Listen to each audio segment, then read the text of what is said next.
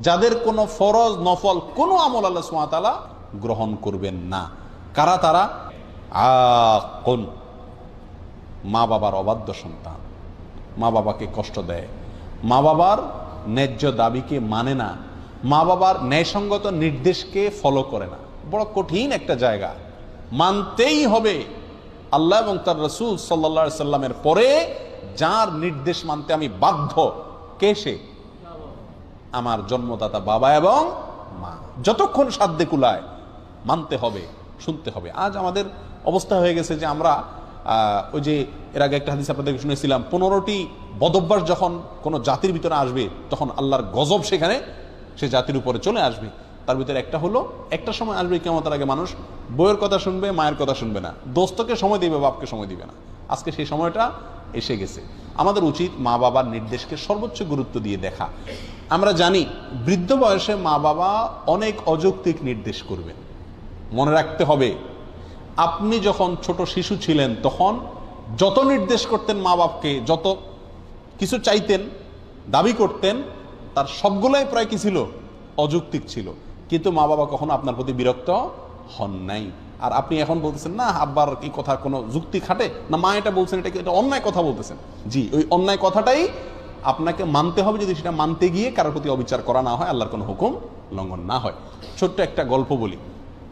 এক বাবা বৃদ্ধ বয়সে একেবারে জীবন সায়ান্নে মৃত্যুর আগ মুহূর্তে তিনি, তার ছেলে খুব ভালো, বাবার খুব খেয়াল করে। তো ছেলের মনের ভিতরে আসছে যে আমি বাবার মনে হয় সব রকমের হক আদায় করে ছেড়ে দিয়েছি। আসলে সে খুব খেদমত করতো। তো বাবা একদিন ডাইকা বললো যে বাবা আমার একটা জিনিস মনে চাইতেছে। বলে যে বলো বাবা, কি মনে চাইতেছে তোমার? জীবন দিয়ে ফেলাম তোমার জন্য। বাবা আপেল খাইতে মনে চাইছে। এই একটা কথা হইলো? আপেল নিয়ে আসছে বাজার থেকে, আপেল নিয়ে আইসা ঝুড়িতে দিছে, বাবা তুমি খাও, কত খাইতে মনে চায়, শেষ হয়ে গেলে বলবো আবার এনে দেবো। বাবা বলে যে বাবা আমার তো ও যে পাহাড়টা আছে আমাদের বাড়ির পাশে, ওই পাহাড়ের উপরে উঠা ওখানে বসে আপেল খাইতে মনে চাইতেছে। ছেলে চিন্তা করলো, হ্যাঁ রে বাপে, এই বুড়া বাপ হাঁটতে পারে না, মাথায় করে উঠাইতে হবে আপেল সহ। আসে যাক, বাপে চাইছে যেহেতু মরে যাবে, আমার জন্ম দিছে, আল্লাহ তার নির্দেশ মানতে আমাকে বাধ্য করেছেন, তো ছেলে বাপের কান্দে করে নিয়ে আপেল সহ পাহাড়ের উপরে উঠে গেছে। পাহাড়ের উপরে ওঠার পরে ওখানে যে বাপে বলে যে দাও আপেলগুলা দাও, তো ঝুড়ি দিছে আর বাপে একটা একটা করে নিচে ফেলে দিচ্ছে, ছুঁড়ে ছুঁড়ে নিচে ফেলে দিচ্ছে। সবগুলা ফেলানো শেষ হয়ে গেছে। আর এবার ছেলেকে বলতেছে যাও নিয়ে আসো। ছেলে তো ফেল করে তাকা রয়েছে, কিছু বলা যাবে না, বাবা নির্দেশ গেছে, কষ্ট করে আবার নিচ থেকে আপেলগুলা কুড়ে কুড়ে আবার আনছে। আনার পরে আবার বাপে ফেলে দিচ্ছে, দিয়ে কয় যাও আবার নিয়ে আসো। ছেলে বাপের দিকে তাকাচ্ছে, কয় যাও, তুমি না ছেলে, তুমি না আল্লাহ সন্তুষ্টি চাও, তুমি না বাপের সব কথা মানতে বাধ্য, যাও আমি নির্দেশ করছি। চলে গেছে, আল্লাহকে চায় সে, নেক ছেলে। বাপে আবার ফেলাই দিচ্ছে। এবার ছেলে আর নড়তে চায় না। পাগলামের একটা সীমা আছে তো, কত রকম পাগলামি করবে উনি। এবার তখন বাবা বলতেছে, বাবা খুব বেশি তোমার রাগ হচ্ছে না? খুব মাথা গরম হয়ে যাচ্ছে যে হ্যাঁ এই বুড়া বাপে কি শুরু করছে? তোমাকে একটা কথা বলি বাবা, আমি এখানে আপেল খাওয়ার জন্য আসি নাই, আমি তোমাকে একটা জিনিস শেখানোর জন্য আসছি। বলে কি?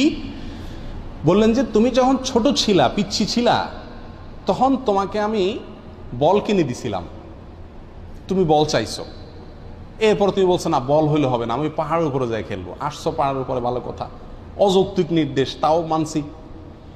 তখন তুমি এই বলটা খেলতে গিয়া কত সবার যে নিচে ফালাইছো তার কোনো হিসাব নাই, আমি সেই বল নিচ থেকে কুড়ে বারবার আইনা দিছি।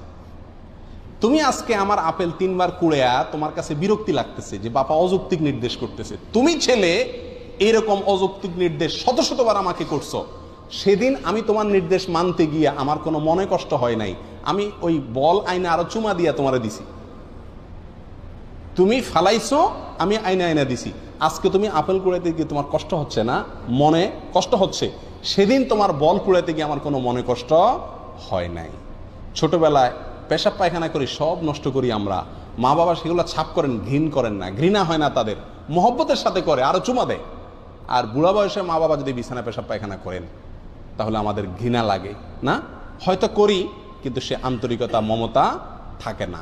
এই জন্যই কোনো সন্তান সারা জীবন ধরে মা বাবার যত খেদমতি করুক না কেন, মা বাবার হক পরিপূর্ণভাবে আদায় করা এটা কঠিন একটি ব্যাপার। এই জন্য এই দিকটা খেয়াল রাখতে হবে। যদি কেউ মা বাবার নির্দেশকে লঙ্ঘন করে তাহলে এই ব্যক্তি কপাল পড়া ব্যক্তিদের ভিতরে সামিল হবে। তার কোনো ইবাদত, নফল ফরজ কোনো ইবাদত কবুল হবে না মা বাবার যদি কি হন, নাফরমান হন। আল্লাহ আমাদেরকে ইবাদত করুন।